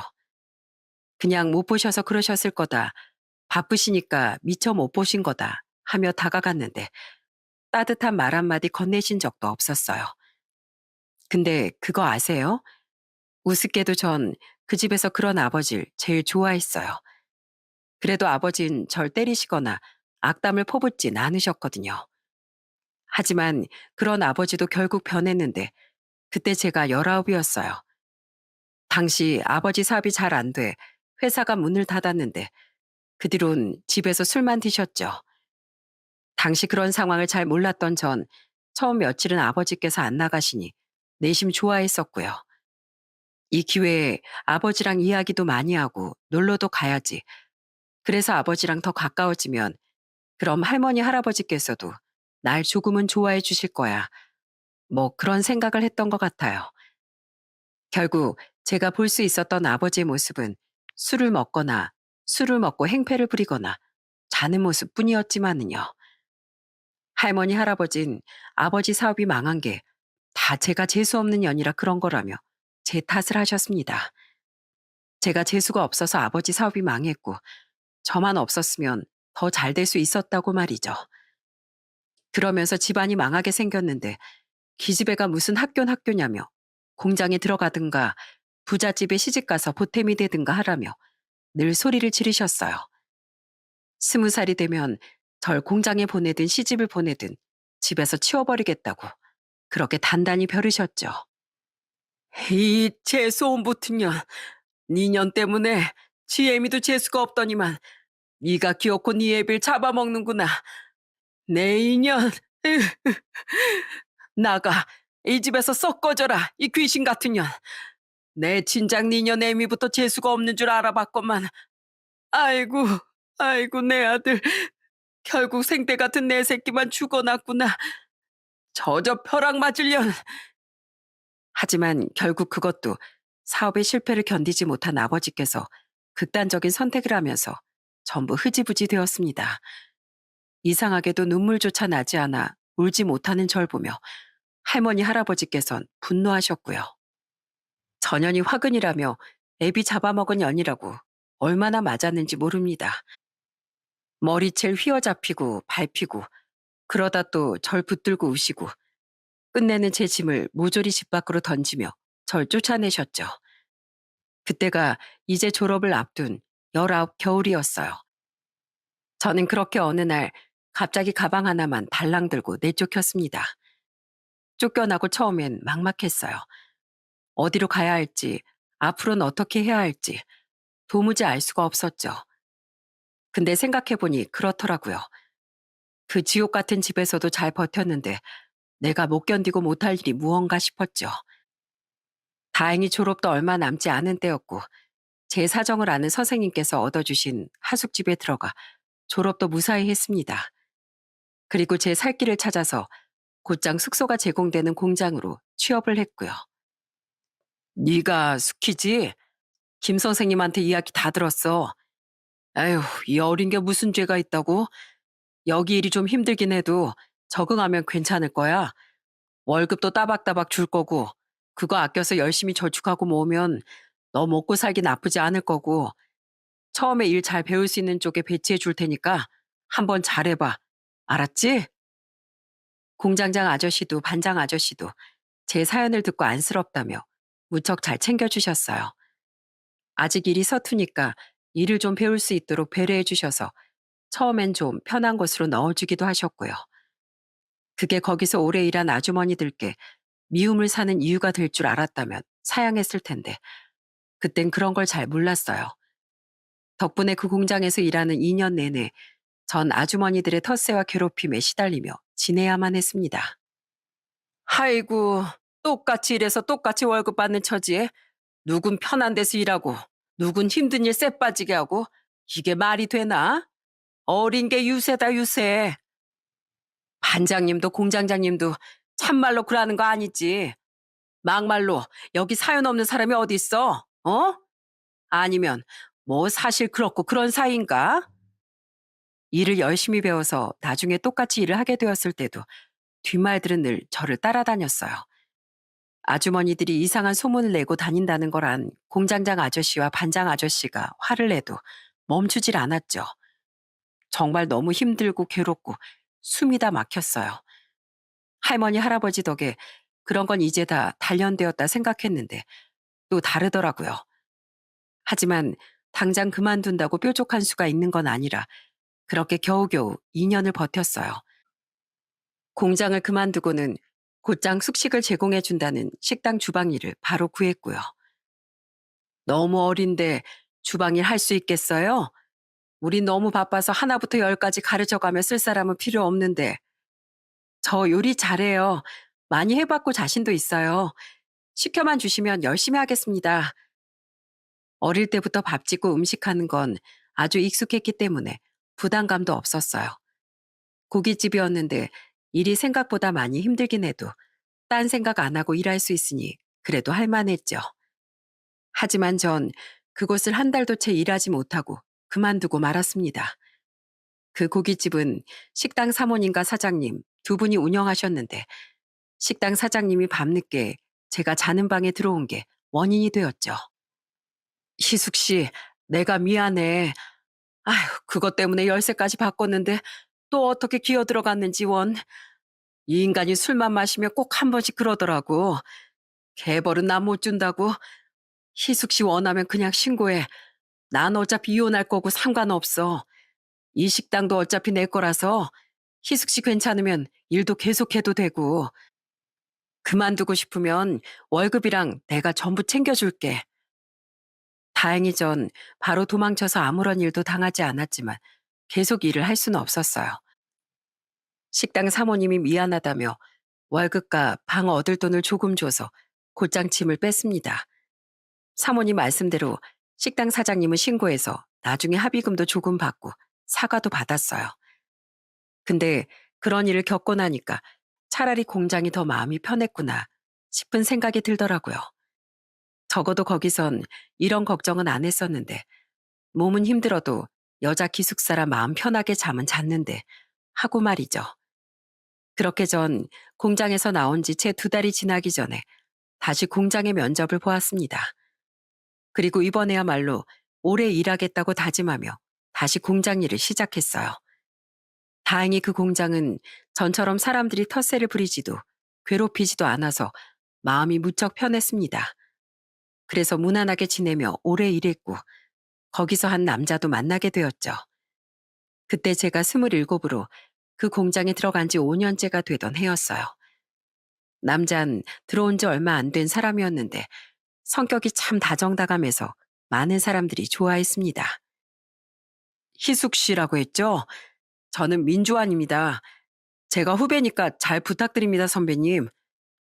저는 그 남자와 공장 사람들이랑 술 마시다가 우연히 친해졌는데 이야기가 참 잘 통했어요. 나중엔 서로 마음을 털어놓는 친구가 됐는데 제 가정사를 듣고 자기 일처럼 우는 주한 씨를 보며 마음이 생겼죠. 주한 씨는 힘든 일이 있으면 자신이 도와주겠다며 제 일이라면 마치 진짜 오빠처럼 저를 챙겨줬어요.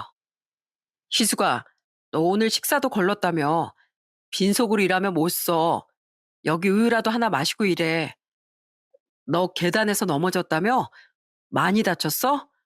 아이고, 발목이 퉁퉁 부었네. 여기 파스랑 약 사왔으니까 붙여. 그러게 조심 좀 하지. 솔직히 저 살면서 그런 호의는 처음 받아봤어요. 이런 게 진짜 가족인 걸까? 다른 사람들은 다들 이렇게 사는 걸까 하면서 점점 더 의지하고 마음을 주게 됐죠. 그러다 주한 씨도 저와 같은 마음인 걸 알게 되고 그렇게 교제를 시작했어요. 인물이 훤칠하고 잘생긴 사람은 아니었지만 정말 순박하고 너무 착한 사람이었죠. 성품 그거 하나만으로 그 사람 자체가 빛나는 그런 사람이었습니다.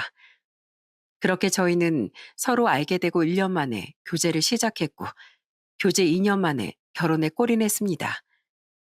저희 둘 다 부모님은 계시지 않아 혼주석이 텅 비어 있었지만 공장 사람들 모두가 축하해 주었죠. 결혼 후 저희는 그냥 주한 씨가 살던 방에 제 살림만 합쳐 신혼생활을 시작했고 정말 잘 살았습니다. 동네에서도 공장에서도 모두가 부러워하는 인꼬 부부로 아주 유명했죠. 아유, 우리 희숙이랑 주한이랑 얼굴이 활짝 피었네, 피었어. 이제 예쁜 아기 낳고 잘 살기만 하면 되겠다. 안 그래? 걱정이 있다면 애가 잘 들어서지 않는 것 정도로 저는 남편도 크게 신경 쓰진 않았어요. 둘 다 나이가 있어 초조하지 않았다면 거짓말이겠지만 그래도 괜찮다며 서로 다독이고 북돋아주며 그렇게 지냈죠. 저희 둘 다 언젠가 나이도 생기고 그렇게 평생 백년해로 하며 살 거라고 그렇게 생각했던 것 같아요. 남편이 간경화 말기 진단을 받기 전까진 정말 한 채 의심도 없이 그렇게 믿고 살았습니다. 당신 다리가 왜 이렇게 붓지? 살찐 것도 아닌데 배만 볼록 나오고 건강검진 한번 받아보는 게 좋지 않겠어? 건강검진은 무슨 이렇게 건강한데 아직 내 나이는 괜찮아. 나 원래 잘 붓기도 하고 살도 맨날 이렇게 배만 찌거든. 처음 이상하다 생각했던 건 남편의 다리가 붓고 배가 나오는 걸 보게 되면서였어요. 사람이 짠 음식을 먹고 얼굴이 붓거나 손이 좀 부을 수 있는 건 아는데 남편은 그 정도가 좀 지나쳤죠. 저는 몇 번이고 남편에게 병원에 가보자고 권했지만 남편은 본래 그렇다며 병원에 가지 않으려고 했습니다. 그러다 제가 우연찮게 TV에서 간경화에 대한 내용을 보게 됐고 그게 남편의 증상과 너무 겹친다는 걸 확인해 억지로 건강검진을 받게 했고요. 환자분 간경화입니다. 그것도 말긴데 그간 증상이 있으셨을 텐데 왜 이제 오셨습니까? 이상하지 않으셨어요? 아니나 다를까 병원에서 남편에게 간경화 말기 진단을 내렸어요. 지금 단계에서 출혈이라도 생기면 생존율이 1% 미만이라며 왜 이제야 왔느냐고 그러더군요. 이식할 수 있다면 이식하는 게 좋다 해서 저도 곧장 검사를 받았었는데 남편과는 맞지가 않았어요. 남편도 저도 달리 가족이 없는데 그럼 이제는 기약도 없이 그저 공여자가 나타나고 차례가 돌아오기 기다릴 수밖에 없는데 너무나 절망스러웠습니다. 내가 당신이 처음 이야기했을 때 검사 받았어야 했는데 내가 미안해 여보. 나 때문에 당신까지 힘들게 해서. 남편은 제게 미안해하며 후회했고 저는 그런 남편을 다독이며 열심히 간호했습니다. 언제든 최상의 상태로 수술을 받을 수 있도록 식단을 조절하고 제 하루를 남편에게 최우선으로 맞춰 보낼 만큼 아주 정성을 다했죠. 그러던 중 저희 부부에게 임신이라는 기적이 겨우 찾아왔는데 남편이 문득 그러더군요. 차라리 그냥 아이를 지우는 게 어떻겠느냐고. 어쩌면 그게 최선일지도 모른다고요. 미안해 여보. 근데 아무리 생각해봐도 답이 나오질 않아. 당신도 생각해봐. 어? 내가 만약 당장 내일이라도 잘못되면 당신 혼자 아이를 어떻게 키우겠어? 여보, 지금도 나 때문에 힘든데 나 가고 나서도 당신 힘들까봐 난 그게 더 걱정이 돼. 그러니까, 그러니까 차라리 그냥 우리 아이 포기하자. 내가 죽을지 살지도 모르는 마당에 당신 발목 잡고 싶지 않아. 당신이 어떻게 살았는지 아는데 그렇게까지 희생하라고 난 못하겠어. 그게 무슨 소리야. 왜 그런 말도 안 되는 그런 약한 소리를 해. 당신 살 수 있어. 내가 꼭 살릴 거야. 말기라도 식이 조절 잘하고 잘 관리해서 살아가는 사람도 있다고 했어. 으, 왜 그러는 거야? 나 당신 없으면 안 되는 거 당신도 알잖아. 그러니까 그런 약한 소리 하지 마. 그런 말 할 기운으로 나을 생각해서 우리 아기랑 나랑 행복하게 살 생각을 하란 말이야. 벌써부터 포기하지 마. 남편은 제가 눈물로 호소하자 결국 알겠다며 애써 웃어 보였어요. 그 모습이 어찌나 쓸쓸하고 힘이 없던지 가슴 한켠이 서늘했지만 저는 애써 모른 척 했습니다. 하루하루 가슴을 졸이며 남편의 상태를 살피는 날이 계속되었죠. 몸에 좋다는 건 발품도 마다하지 않고 달려가 구해와서 먹였고 온갖 민간요법에도 의지했습니다. 남편 역시 힘들어하면서도 어떻게든 다시 건강해지려 발버둥을 쳤고요. 하지만 달이 차며 제 배가 불러올수록 남편은 점점 상태가 악화되어 갔어요. 얼굴이 노랗게 뜨고 배는 복수가 차서 볼록해져 보기가 다 안쓰러울 정도였죠. 힘들어하는 남편을 보며 저는 슬픔을 꾹꾹 삼켜야만 했습니다. 내가 정신 바짝 차리고 곁을 지켜야 한다. 오직 그 생각만으로 그렇게 버텼어요. 하지만 그 노력도 소용없이 제 출산 예정일을 고작 2주일 남긴 아주 추운 겨울, 남편은 결국 눈을 감고야 말았습니다. 아직 온기가 남은 남편의 손을 잡고 얼마나 울었는지 모릅니다. 아직 이렇게 따뜻한데 금방이라도 눈을 뜨고 입을 열어 말을 걸 것만 같은데 이 사람을 이제 더 이상 볼 수 없다는 걸 저는 도무지 믿을 수가 없었어요. 안 돼, 여보. 조금만, 조금만 더 기다리지. 곧 우리 아이도 태어나는데 당신 포기하지 않겠다고 했잖아. 어? 당신 약속 지키는 사람이잖아. 안 돼, 안 돼, 가지 마. 놔두고 이렇게 가지 마. 나 어떻게 살라고 이래. 난 앞으로 어떻게 살라고. 슬픔으로 넋을 놓은 저를 위해 공장 동료들이 달려와 도와줬고, 그렇게 겨우 남편의 장례를 치를 수 있었습니다. 동료들에게 정말이지 얼마나 고마웠는지 모릅니다. 모르는 사람들에게 운구를 맡길 수가 없어 발을 동동 굴렀는데 모두가 제 일처럼 나서서 도와주고 정말 의지가 됐습니다. 와줘서 고맙다 인사하는데 다들 남편에게 신세를 많이 졌다고 이런 건 아무것도 아니라고 하는데 그때 또 남편의 빈자리가 어찌나 크게 느껴지던지 장례 치르면서 너무 많이 울어 저는 몇 번을 탈진했는지 모릅니다. 남편의 장례가 끝나자마자 갑작스런 진통으로 다시 병원에 실려가는 바람에 모두에게 걱정을 끼치기도 했죠. 희숙 씨, 정말 우리 심장 떨어지는 줄 알았잖아요. 주환이 생각해서 이제 그만 울고, 어? 이제 아기도 있으니까 힘내요. 이건 우리끼리 그냥 좀 모은 건데 넣어둬요. 얼마 안 돼. 부담 갖지 말고. 혼자 몸도 아니잖아요. 몸을 추스르기도 전에 그렇게 해산을 하고 아이를 품에 처음 안았을 때 눈물이 또 왈칵 쏟아졌습니다. 다행히 아이는 3.3kg으로 아주 건강하게 태어났는데 그 작은 아이의 무게가 무겁기도 참 가볍기도 하더군요. 이제 남편은 없지만 이제 내가 지켜줘야 할 아이가 있다는 그 책임감이 그제야 실감이 나더라고요. 조망만한 주먹으로 제 손가락을 잡는데 그게 꼭 아기가 저에게 살아달라고 이야기하는 것 같았어요. 아빠는 없지만 대신 곁에 있겠다고. 그러니까 엄마도 자신을 위해서 곁에 있어달라고. 그래, 엄마 여기 있어. 엄마야, 엄마. 저는 아이에게 저와 남편의 이름을 한 글자씩 따서 주희라는 이름을 붙이고 열심히 살겠다고 아이와 남편에게 약속했어요.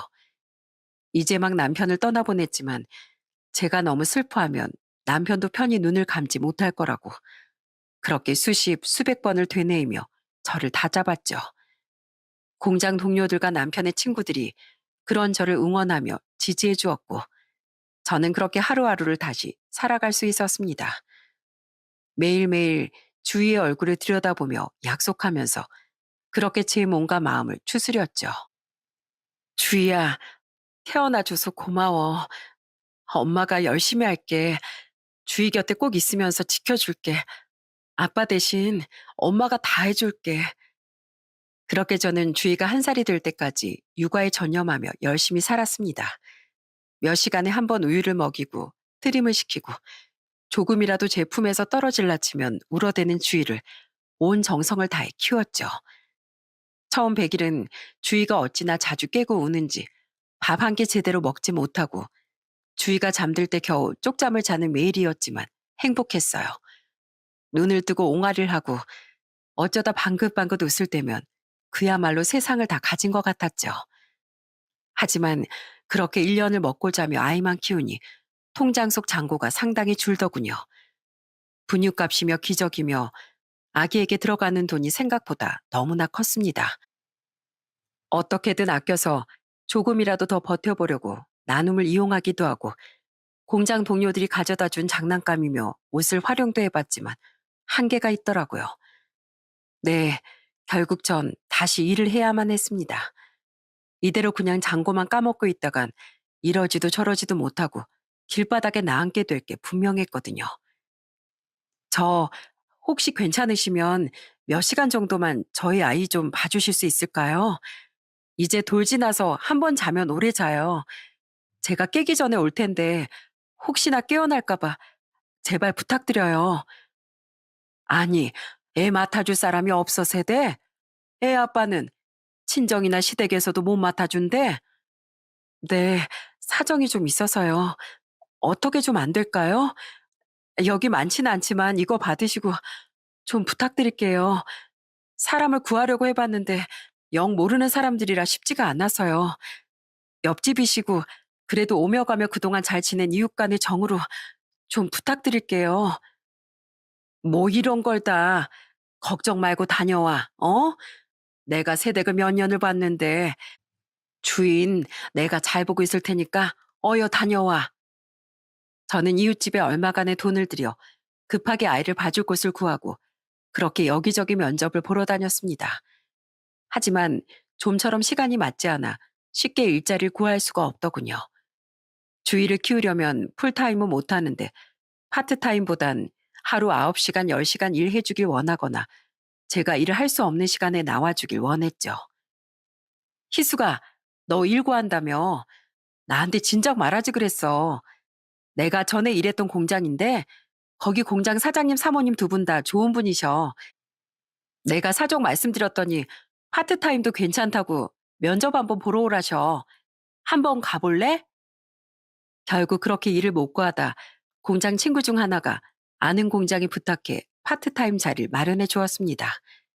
그래도 면접은 봐야 해서 면접을 보러 가기로 했는데 주위를 돌봐주시던 분이 하필 그날 그러시더군요. 그날은 약속이 있어 못 봐준다고 말이죠. 미안해서 어쩌지? 나도 오늘은 꼭 나가봐야 해서 미안해. 어? 사정은 아는데 오늘은 나도 진짜로 안 돼.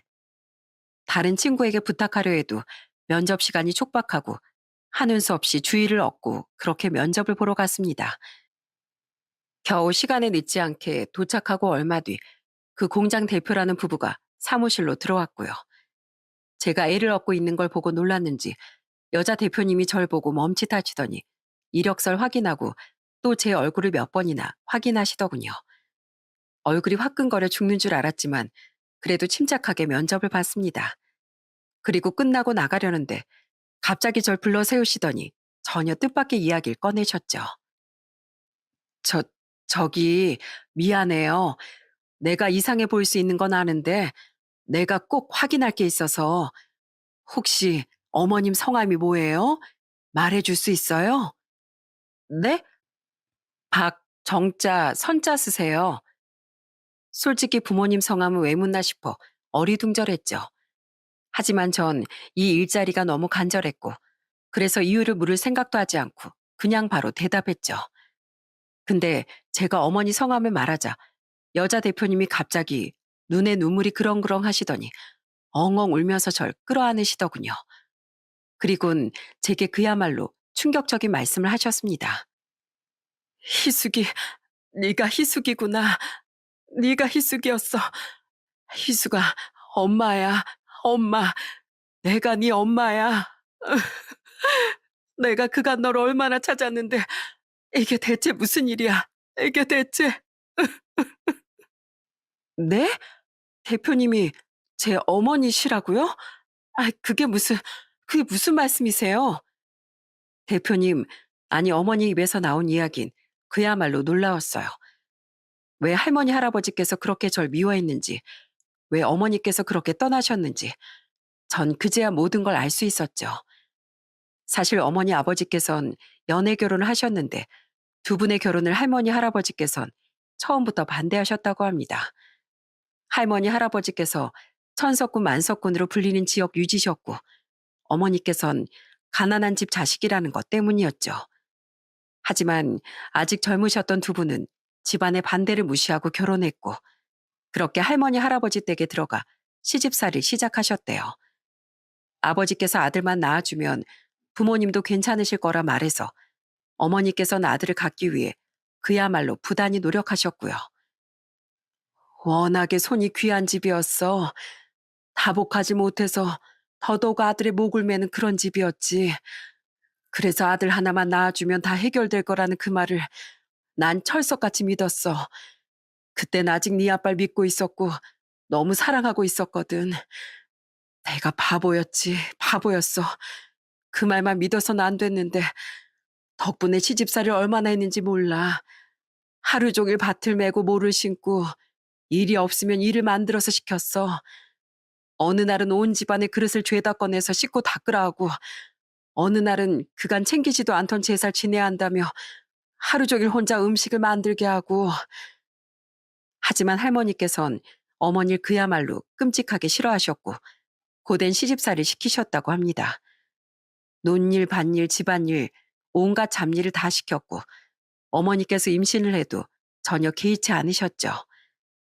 덕분에 어머니께선 그 고된 시집살이에 아이를 3번이나 유산하셨는데 그때마다 잘못은 모두 어머니 탓이 되어 있었다고 합니다.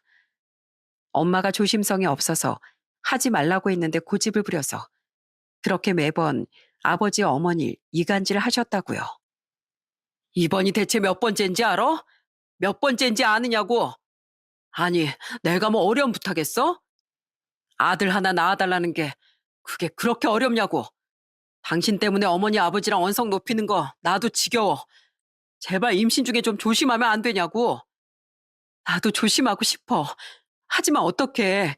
어머님 아버님께서 자꾸만 일을 시키시는데 내가 아무리 힘들다고 임신 중이라고 말씀드려도 그럼 내가 일하러 갈 때까지 다른 일하는 이모님들 고생시키며 난리가 나는데 나보고 대체 어떻게 하라는 거냐고. 당신 변했어. 이제 내 말 믿지도 않지? 당신이 저문만 나서면 어머님이 얼마나 다른 사람이 되는지 당신은 하나도 몰라. 지겹다 지겨워. 내가 왜 너랑 결혼했는지 모르겠다 정말. 내가 이놈의 집구석 안 들어오고 말지. 이제 정말 질린다 질려.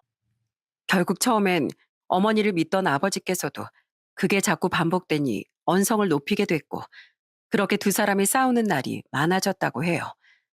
그렇게 싸우는 날이 늘어나니 나중엔 지겹다며 집에 돌아오지 않는 날이 하루하루 늘어갔고요.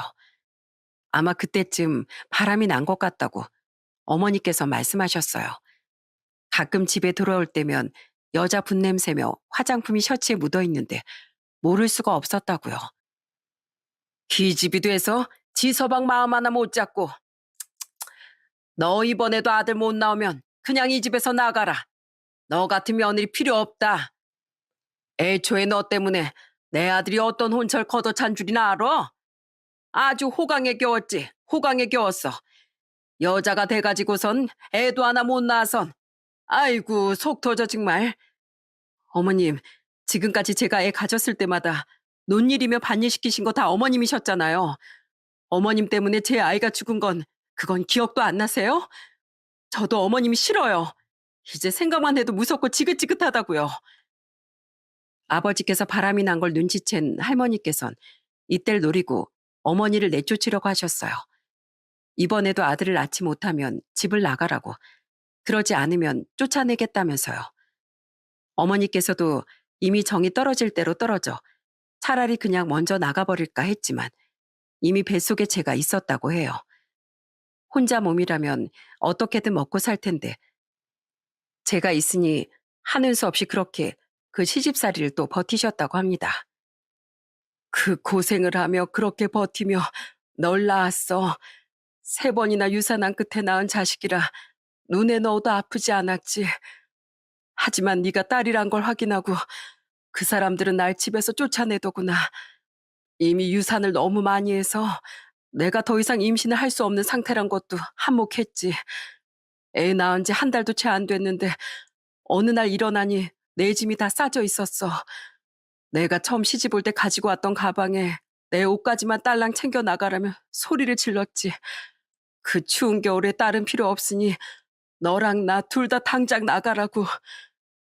어머니께선 딸은 필요 없다며 갓난쟁이까지 데려가라고 하는 할머니 할아버지께 매달리셨다고 해요. 추운 겨울 돈도 한 푼 없는데 아직 너무 어린 제가 얼어 죽을까 제발 아이만이라도 부탁한다고 사정사정 하셨다고요. 그 말을 들은 할머니께선 다달이 양육비를 보내라며 그러지 않으면 저를 고아원에 버리겠다고 엄포를 놓으셨답니다. 어머니께선 그 말에 어떻게든 일에 양육비를 다달이 보내겠다고 약속했고요. 그 뒤 식무살이도 하고 식당 일도 하고 공장에도 들어가고 안 해본 일 없이 매일같이 일하며 월급의 대부분을 양육비로 보내셨대요. 데리러 갈까도 생각했지만 일을 해야 하니 돌봐줄 수가 없어서 그래서 좀 더 크면 데리러 갈 생각이셨답니다. 그래도 설마 손녀인데 그 집안 핏줄인데 잘 먹이고 잘 키우고 있을 거라고, 사랑은 못 받더라도 춥거나 배골고 있진 않을 거라고 그렇게 믿으면서요. 근데 얼굴이라도 보고 싶어 찾아가면 얼굴도 안 보여주고 자꾸만 이 핑계 저 핑계 대면서 돌려보냈다고 해요. 너무 이상해서 그냥 일단 데리고 오려고 했는데 글쎄 할머니께서 그러셨답니다. 네가 뭔데 우리 집안 씨를 데려가느냐고.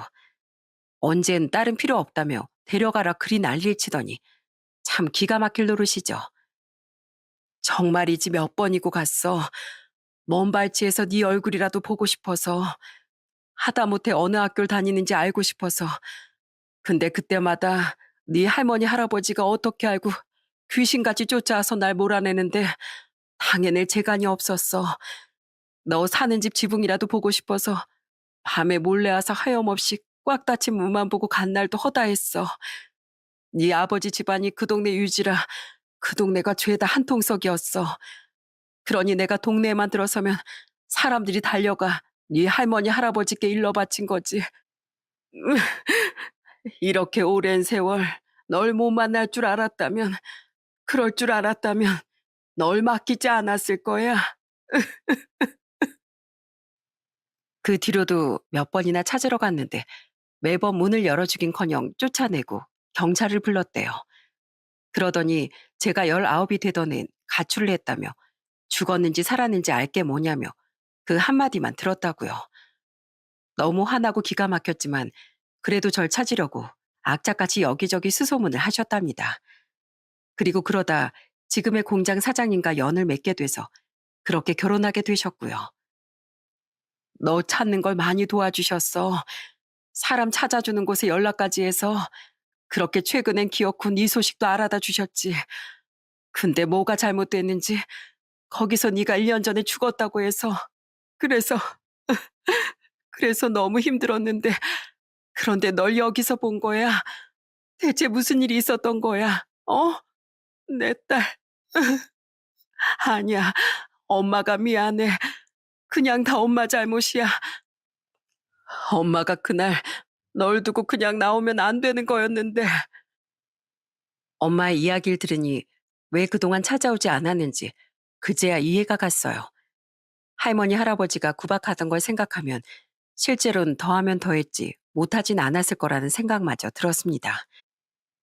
저는 1년 전에 죽은 것은 남편이며 아마 뭔가 착오가 있었던 것 같다고 말씀드리며 손을 꼭 잡았어요. 늘 상상으로만 대화하던 엄마가 이렇게 눈앞에 있다는 게 너무 행복하고 가슴이 벅차서 눈물이 왈칵 쏟아졌습니다. 엄마, 엄마, 나 엄마 원망한 적 없어요. 엄마가 나한테 얼마나 힘이 됐는지 알아요? 나 어릴 때 힘들 때마다 엄마가 어떤 사람일까 상상하면서 늘 의지했어요. 근데 있잖아요, 엄마. 나 엄마가 내 상상 그대로의 엄마라서 너무 행복해요. 지금이라도 이렇게 만날 수 있어서 나 진짜로 기뻐. 아니야, 엄마가 미안해. 엄마가 죄인이야. 죽으나 사나 내가 널 데리고 있었어야 했는데 엄마가 못나서 널 그 모진 세월을 견디게 했어. 엄마가 미안해. 엄마 용서 안 해도 돼. 그냥 엄마가 앞으로 그가 못했던 거 죄값 다 치르면서 너 위해서 살게. 희수가 엄마가 미안해. 사랑해. 그날 하루 종일 그렇게 부둥켜 안고 얼마나 울었는지 모릅니다.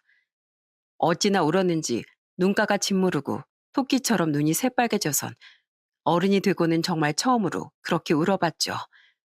나중에 겨우 진정되고 어색하게 새아버지께 인사드리고 우리 주희도 엄마 품에 안겨드렸습니다. 주희가 낯을 참 많이 가리는데 신기하게 엄마 품은 좋아하고 편안해 하더라고요. 엄마 역시 그런 주희가 제 어릴 때를 쏙 빼닮았다며 너무 좋아하셨고요. 아유, 주희가 정말 널 쏙 빼닮았구나. 이 눈이며 코하며 너 아기 때랑 똑 닮았어. 성격 순한 것까지 어쩜 이렇게 똑같니? 엄마가 희숙이 너 낳았을 때 네가 딱 이랬어. 엄마 품은 신기하게 알아보고 울음을 뚝 그쳤지. 그게 어찌나 이쁘고 신기하던지 하루 종일 보고 있어도 지루하지가 않았어. 그때로 돌아갈 수만 있다면 참 좋을 텐데 엄마 너 커가는 모습 못 본 게 지금도 너무 한이 된다. 다 내 잘못이지만 그래도 지금 생각해도 너무 마음이 아파. 희수가 혼자 애 키우긴 힘들지 않어? 어? 지금 사는 집은 어때? 밥은 잘 챙겨 먹고 있는 거지? 아, 왜 이렇게 뺨이 쏙 들어가 있어? 어? 저는 그간의 이야기를 들려드리며 괜찮다, 잘 살고 있다 말씀드렸어요. 힘들었던 이야긴 그냥 조금 힘들었던 걸로, 즐겁고 행복했던 이야긴 너무 행복하고 즐거웠던 걸로 바꿔서 그렇게 말이죠. 사실 할머니, 할아버지가 한 일을 그대로 일러바치고 하소연하고 싶었지만 제가 자식을 낳아보니 엄마 마음을 알 것 같더라고요. 그 이야기를 들으면 엄마가 얼마나 슬퍼하고 자책할지. 엄마가 아주 많이 보고 싶었지만 나 엄마 말대로 그래도 배고프거나 춥거나 그러지 않았어요. 그냥 좋은 사람도 많이 만났고 그래서 많이 행복하고 많이 웃으면서 살았어요. 남편도 얼마나 좋은 사람이었는지 몰라요. 엄마에게 소개해 줄 수 있었으면 더 좋았을 텐데 그게 조금 슬프고 아쉬워요. 엄마, 내가 엄마한테 미안해. 내가 엄마를 먼저 찾아봤어야 했는데 그럼 엄마도 좀 덜 힘들었을 텐데. 네가 왜 엄마한테 미안해? 어? 아니야, 아니야. 엄마가 희숙이한테 미안해. 엄마 말 안 해도 다 알아. 얼마나 힘들었을지. 아니야. 나 정말 괜찮았다니까요. 진짜야. 엄마, 그러니까 미안해하지 마요. 그도 그럴 게 만약 제가 겪은 일을 주위가 겪는다고 생각하면 저라도 그럴 것 같았어요. 지금이라도 당장 몽둥이를 들고 쫓아가 온 집안을 뒤집어 놓고 악다구니를 쓰고 싶을 것 같았죠. 더는 그 긴 세월 저를 찾아 헤맨 엄마에게 걱정을 끼치고 싶지 않았어요. 그리고 이제 새로운 사랑과 새 출발한 어머니께 짐이 되고 싶지도 않았고요. 그런데 그때까지 엄마와 저의 이야기를 가만히 듣고 계시던 새아버지께서 옆으로 오시더니 제 손을 꼭 잡으시며 그러더군요. 가족끼리 헤어져서 살아서야 되겠느냐고. 그 긴 시간 돌아왔으니 후회할 일 남기지 말고 살아야 하지 않겠느냐고요. 가족 간에 헤어져서 살아서야 되겠어요? 그렇게 긴 시간 떨어져서 서로 그렇게 찾고 그리워했는데 집에 아기 울음소리도 나고 그래야 사는 맛이 나지. 난 두 사람만 괜찮다면 우리 집으로 들어와 같이 살아줬으면 좋겠어요. 이제 우리도 가족이니까 너무 어려워하지 말고 뭐 괜찮다면 아빠라고 불러주면 더 좋고.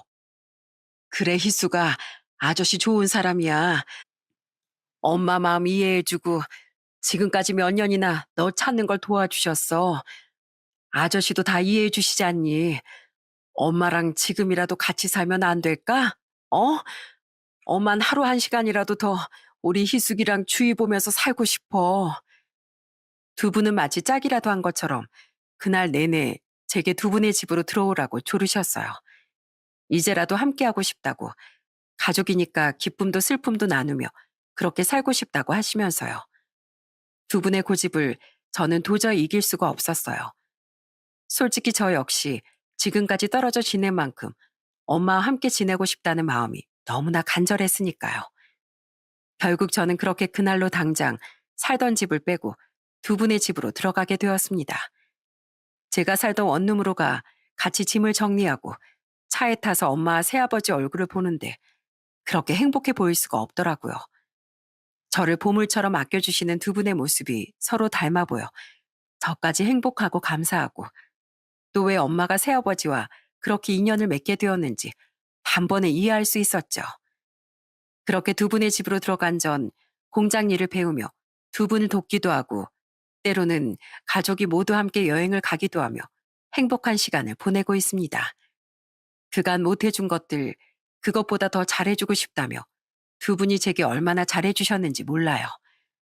옷이며 이부자리 물론 주위 장난감에 꽃가 옷에 매일같이 사들고 들어오시는데 아주 정신이 없을 지경이랍니다. 특히 최근엔 두 분이 주위 옹알이며 재롱에 정신을 못 차리고 좋아하시는데 보기만 해도 정말 행복하네요. 남편이 죽고 혼자 주위를 키우며 옷이며 장난감 대부분을 얻어다 썼는데 이젠 저걸 언제 다 입히고 가지고 놀게 하나 하는 행복한 걱정을 하는 매일입니다. 아니, 엄마, 어제도 옷을 그렇게 사왔는데 또 뭘 그렇게 사오셨어요. 이제 그만 사오셔도 돼요. 이맘때 애들이 얼마나 빨리 크는데 이러다 매일 갈아입혀도 다 못 갈아입히겠어요. 새 옷인데 안 맞으면 어떡하려고 이래요. 아유, 옷이 안 맞으면 새로 또 맞는 걸로 사오면 되지. 그쵸, 우리 공주님? 그나저나 희수가 이것 좀 봐. 너무 귀엽지 않니? 아휴, 누구 딸인데 이렇게 예쁠꼬, 응? 예쁘긴 한데 그래도 이제 그만 사와요. 이러다 멀쩡한 옷 다 버리겠어요. 사람들이 욕해. 하지만 너 어릴 때랑 쏙 빼닮은 걸 너한테 못 해준 거 주희한테라도 다 해주고 싶어서 그래. 엄마가 이렇게까지 말하니 더는 뭐라고 말할 수가 없어. 그냥 흐뭇하게 지켜보고 있는 요즘이랍니다. 엄마 아빠랑 손잡고 놀이공원을 가본 기억도 같이 소풍을 가본 기억도 없던 제가 이젠 두 분과 함께 주말마다 방방곡곡 풍광 좋은 곳 찾아다니는 하루하루를 보내고 있습니다. 한 아이 엄마가 된 지금 뒤늦게라도 가족이라는 울타리를 느껴볼 수 있어 참 행복하네요. 어린 시절 들어야 했던 그 모진 말들과 상처들, 이제 여기 이렇게 털어놨고 더 행복하게 즐겁게 살아보려고 합니다. 이제야 좀 과거로부터 자유로워진 지금, 가족이라는 게 꼭 피가 섞여야 가족은 아니라는 생각이 자주 드네요.